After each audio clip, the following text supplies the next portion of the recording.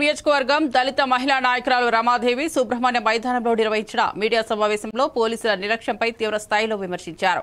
రాష్ట్ర వ్యాప్తంగా దళితులపై జరుగుతున్న దాడుల విషయంలో ప్రభుత్వం పోలీసుల దృష్టి తక్కువగా ఉంటుందని ఆమె పేర్కొన్నారు. మధురపూడి గ్రామానికి చెందిన పాము శ్రీనుపై జరిగిన దాడిని తీవ్రంగా ఖండిస్తూ రక్షణ కల్పించాల్సిన అధికారులే నిర్లక్ష్యం తీరుతో దళితుల భద్రతకు పెద్దగా దుష్ప్రభావం కలిగిస్తున్నారని రమాదేవి అన్నారు.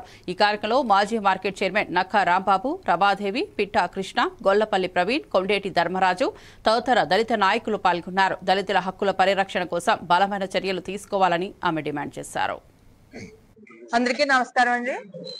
ఈ రోజు మీడియా మిత్రుల సమక్షంలో, మా దళిత సోదరుల సమక్షంలో సమావేశం ఏమిటంటే, మరి మొన్న జరిగిన సంఘటన చాలా బాధాకరమైన విషయం. మరి శ్రీను తమ్ముడి విషయంలో జరిగిన విషయంలో మరి ఆ కుటుంబం ఎంత వేదన పడి ఉంటది, ఎంత బాధపడి ఉంటది అనే విధంగా ఆలోచిస్తే మరి ఈ రోజు దళితులందరం కూడా ఒక ఐక్య వేదికగా ఇక్కడికి వచ్చామంటే అది ప్రతి కుటుంబానికి సంబంధించిన బాధ.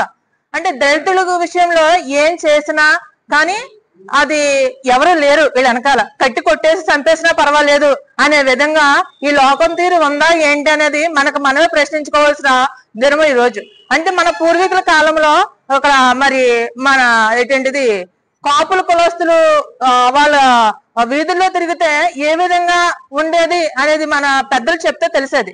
మరి ఈ రోజున వాళ్ళు మరి మెయిన్ రోడ్డు మీదగానే వెళ్ళి వాళ్ళకి ఏదో అవసరం రీత్యా అక్కడ ఆగిన సమక్షంలో మరి స్తంభానికి కొట్టి కట్టినా కూడా పోలీసు వారే వచ్చి వారిని ఇడిపించినా సరే ఈ రోజు వరకు కూడా ఎటువంటి సమాధానం లేదు. ఒక్క నలుగురు మాత్రమే అరెస్ట్ చేశాము, ఉన్న 5 మంది కూడా పరారీలో ఉన్నారు, ఎక్కడున్నారో మాకు తెలియదు అని ఒక రక్షణాధికారి మరి ఆ స్టేషన్ నుండి మరి రక్షణ కల్పించే వారే మనకి ఆ విధంగా సమాధానం చెప్పడం అనేది చాలా సిగ్గుసేటుగా ఉంది. ఈ రోజు అంటే మనకు రక్షణ లేదా అని ఈ రోజు అడుగుతున్నాం.